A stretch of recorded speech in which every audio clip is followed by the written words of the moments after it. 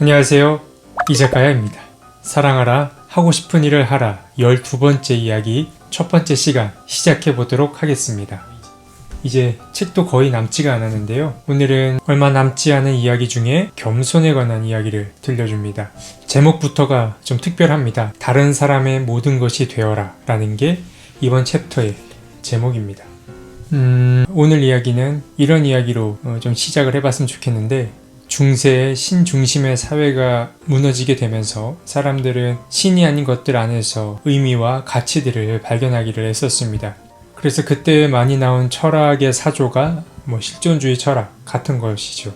니체라든가 사르트르라든가 또 보부아르 또 까미 같은 사람들이 어떻게 하면 삶의 의미를 재발견할 수 있을까 고민을 많이 하게 됐습니다. 그리고 신이 없는 세상에 인간이 중심이 된다면 인간에게는 모든 것이 허락된다 라는 전제가 곧 실존주의 철학의 출발점입니다. 하지만 삶을 방관하자라는 이야기는 아니고요. 어쨌든 신 없는 사회, 신 없는 세상을 살아가는 사람들, 그러나 산다는 것, 삶의 가치를 끝까지 놓지 않았던 사람들의 공통된 이야기의 결론은 결국 나라는 존재는 타자를 통해 드러날 수밖에 없고 내 삶은 타인에게 어떤 식으로든 영향을 끼칠 수밖에 없다라는 것, 그리고 이 책임감을 끝까지 버리지 않는 것이 신 없는 사회에서 사람들이 끝까지 붙들고 갈 하나의 거대한 사조였습니다. 그런 어려운 이야기를 다 떠나서 결국 사람이란 한평생 나 아닌 다른 사람들을 어떤 방식으로 대하는지, 그것이 곧 내가 누구인지를 드러내고 내가 믿는 신이 어떤 신인지 드러내는 것이라는 생각이 요즘 강하게 들고 있습니다. 아무리 좋은 이야기를 하고 아무리 좋은 이야기를 듣고 아무리 좋은 가치관을 따른다고 해도 가까이 있는 사람들을 내가 함부로 대한다면 그 모든 것들은 의미를 잃게 되는 것 아닌가라는 생각을 하게 됩니다. 왜 이런 이야기를 드렸냐면 오늘 겸손도 이러한 맥락 안에서 이야기되고 있기 때문에 그렇습니다. 내가 이 겸손을 다른 사람 앞에 굴복하는 의미의 겸손이 아니라 타인과의 관계 안에서 말하는 겸손을 이야기하고 있는데, 과연 그 겸손이 무엇을 말하는지 한번 들어봤으면 좋겠습니다. 그럼 시작해 보겠습니다. 다른 모든 사람의 모든 것이 되라. 개신교 교회의 주교회 감독인 호르스트 히르슐러가 언젠가 아주 우스운 자기 경험담 하나를 들려주었다. 최근 그에게 자신을 어느 방송사의 편집부장이라고 소개하는 젊은 여성이 전화를 걸어왔다고 한다. 거기 교회 관계자 되시는 분이 계신가요? 하고 묻기에 감독은 네, 제가 히르슐러 감독입니다 했더니 잘 됐네요 하고 그녀가 좋아하면서 자기가 전화를 걸게 된 배경을 설명하기 시작했다. 세상에, 그러니까 제가 지금 진짜 감독님하고 얘기하고 있는 거네요. 감독님, 가톨릭 교회엔 계명이라는 게 있잖아요. 그걸 알고 계시나요? 물론이죠. 개신교 교회하고 똑같은 건데요. 아, 그래요? 그거 참 흥미롭군요. 그쪽에는 무슨 내용이 있지요? 계명이 많은가요? 네, 그게 10계명, 그러니까 10가지 계명이지요. 아, 10개요? 네, 그리고 거기에는 아주 합리적인 내용들도 들어있습니다. 예컨대 5째 계명은 살인하지 말라, 6째는 간음하지 말라, 8째 계명은 거짓 진술을 하지 말라입니다. 정말 흥미롭네요. 좋습니다. 그러면 감독님, 그 내용을 팩스로 좀 보내주실 수 있겠습니까? 나쁜 의도로 이런 전화를 건 것은 아니었다. 이 짧은 대화는 우리 시대의 종교가 어떤 처지에 있는지를 단적으로 보여준다. 신앙의 기본 상식이 실종된 사실에 대해서는 말할 필요도 없다. 나는 유명한 정치 풍자 만화 하나를 떠올렸다. 비렐름 2세 시대에 관한 이 풍자 만화에는 제국 수상인 비스마르크의 모습이 나오는데 그가 피곤한 표정으로 거대한 증기선에서 내리는 모습이 그려져 있다. 조타수가 배를 떠난 것이다. 어쩔 줄 모르는 갑판 위의 승객들은 어둠 속을 불안하게 더듬는다. 계명과 미덕의 수호자들이 파도에 흔들리는 배에서 아무도 모르게 떠나버린 것 같은 느낌이다. 흔들리는 배는 우리가 사는 세상이다. 어쩌면 그들은 자신의 경고가 조롱과 경멸의 대상이 되는 것에 큰 상처를 받았는지도 모른다. 어쩌면 너무 지쳐버렸는지도. 누구나 알다시피 진공 상태는 오래 지속되지 않는다. 인내가 다하면 불안과 초조가 오고 겸손이 없으면 교만해지고 희망이 사라지면 두려움이, 감사가 사라지면 배응망덕이, 진정한 대화가 없으면 경박한 토크쇼만 남는다는 것은 굳이 설명할 필요도 없다. 덕이 사라진 자리에 악덕이 치고 들어오듯 한 사회의 파수꾼 역할을 하던 사람들이 떠나고 나면 그 공백도 오래가지 않는다. 일전에 일부 잡지들이 교회를 비롯하여 윤리의 사도 임무를 수행하는 인물들을 공개적으로 탄핵한 일이 있었다. 그런데 이제는 바로 그 잡지사들이 윤리의 몰락, 가치 전도 등의 주제를 표제로 내걸고 있으니 그야말로 악어의 눈물 아닌가? 덕은 일종의 품귀 상품이 되어버렸고 하룻밤 사이에 사막 한복판의 물처럼 꼭 필요한 것으로 부각되었다. 그건 그렇고 과연 덕이란 무엇인가? 존 신부는 보충 수업 시간에 덕에 대해 이야기하는 것을 눈에 띌 정도로 불편해했다. 하지만 어느 방송사의 여성 편집장이 10계명에 무시했던 것만큼 나 역시 도대체 그 덕이라는 개념이 무엇인지에 대해 모든 걸 잊어버린 느낌이었다. 존 신부는 주저하면서 조금씩 이야기를 풀어나갔다. 그 모습이 마치 다 큰 어른한테 포크와 나이프를 써서 먹는 법을 가르치는 사람 같았다. 그는 덕이란 단순히 선을 행하는 수준을 넘어서서 최선을 다하려는 어떤 성향이라고 했다. 어찌된 일인지 인간은 자꾸만 그 덕의 길에서 벗어나려고 한다.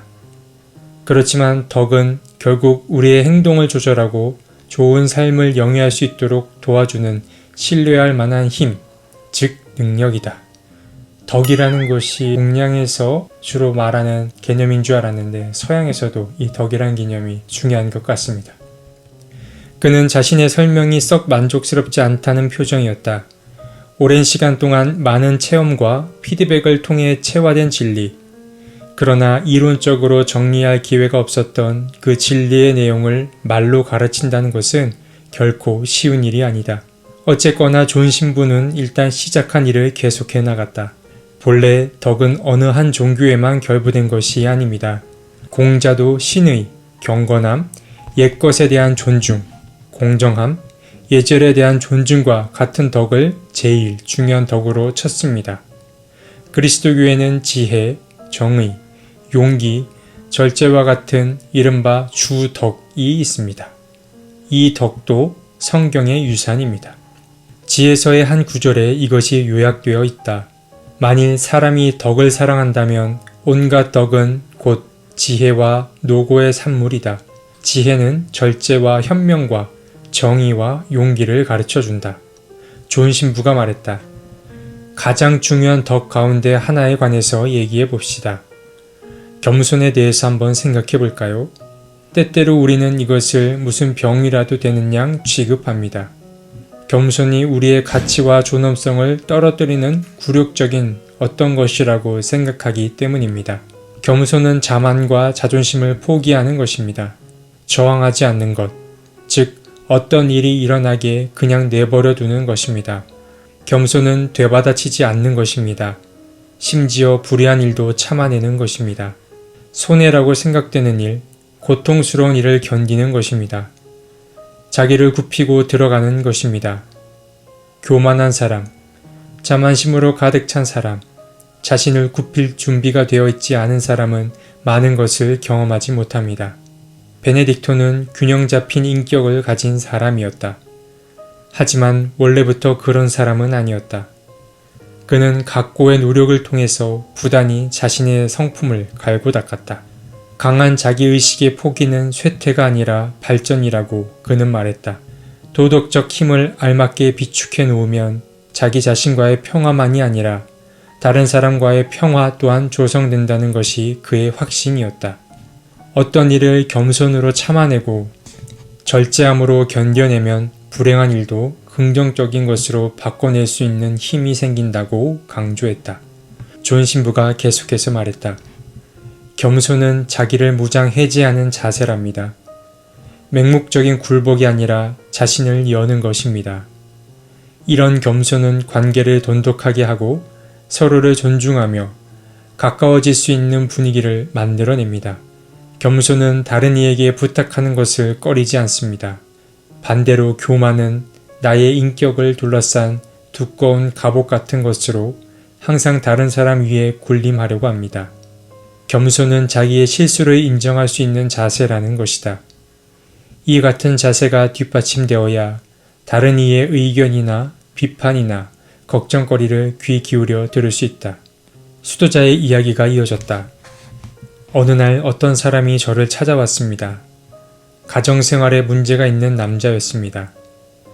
그 사람은 그 문제를 놓고 밤낮으로 고민했지만 아무런 해답도 찾지 못했다고 토로했습니다. 맞는 말이었습니다. 그는 계속 고민만 했지 자신의 입장을 바꾸지는 않았으니까요. 그는 이렇게 말했습니다. 안 됩니다. 이건 내가 양보할 일이 아니에요. 사실은 그 부분이 그 사람의 가장 중요한 문제였습니다. 그가 자기의 문제를 인정했더라면 아마 그것이 해결의 실마리가 되었겠지요. 그는 자기가 그런 식으로 행동하면 체면이 손상된다고 생각했습니다. 그가 겸손했더라면 자기 자신을 구했을 것이고 가족의 분위기가 좋아져서 온 가족의 미래가 보장되었을 겁니다. 하지만 그 사람은 지금도 저에게 이렇게 말합니다. 아니에요. 나는 결코 양보할 수 없습니다. 결국 그 가족은 갈라서고 말았습니다. 그 남자의 인생도 망가졌고요. 나는 존 신부의 말이 옳다고 생각했다. 지금은 사치의 대명사가 되어버린 자동차가 존재하지도 않던 시대에 살았던 성 프란치스코 살레시오는 이렇게 말한 바 있다. 자기가 좋은 말을 타고 다닌다고 해서 신에 버금가는 존재라도 된 것처럼 생각하는 사람들이 있다. 그런 사람은 멍청하고도 뻔뻔한 자다. 그 경우에 자랑스러워해야 하는 것은 말을 탄 사람이 아니라 그 말이다. 교회의 스승 프란치스코 살레시오는 이처럼 인간의 속성을 꿰뚫어 보는 사람이었다. 그의 통찰력 있는 가르침은 현대를 살아가는 사람들에게 불편하게 들린다. 그는 자신의 가르침을 다음과 같이 요약했다. 어떤 사람이 가진 우수성이 그 사람을 더 겸손하고 욕심도 없으며 더 작게 만들 때 우리는 그가 진정으로 위대한 사람이라는 것을 알아볼 수 있다. 자기가 의식하고 있는 아름다움은 참된 아름다움이 아니다. 한 사람을 현학적인 자의식에 부풀게 만드는 교육이나 지식은 추한 것이다.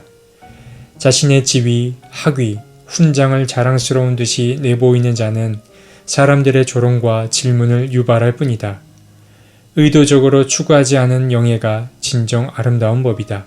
그것을 얻으려고 노력하는 것은 너무나 흔한 일이다. 살레시오 주교는 이렇게 덧붙였다.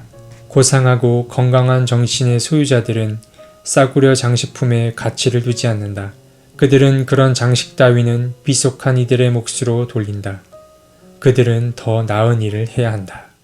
앞으로는 영상의 길이를 더 줄이려고 합니다. 오늘은 마침 한 챕터의 이야기가 짧아서 낭독 시간이 단축되었는데요. 오늘 마지막으로 나눌 한 문장을 생각하다 보니까 내 안에 좀 불편한 저항감이 올라오는 걸 느낄 수 있습니다. 함께 나눌 마지막 문장은 이것이었는데요. 겸손은 자기의 실수를 인정할 수 있는 자세라는 것이다. 이 같은 자세가 뒷받침되어야 다른 이의 의견이나 비판이나 걱정거리를 귀 기울여 들을 수 있다. 라는 이야기입니다.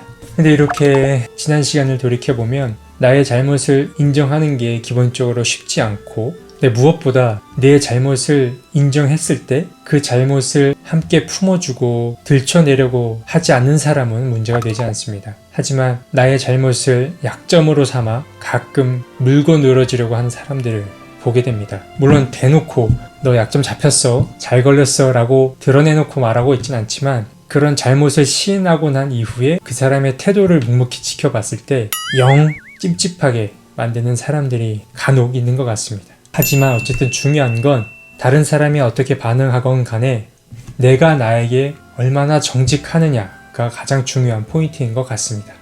여러분들은 어떠십니까? 겸손하고 싶으십니까? 그리고 겸손하게 살고 계십니까? 다음 시간에 뵙겠습니다.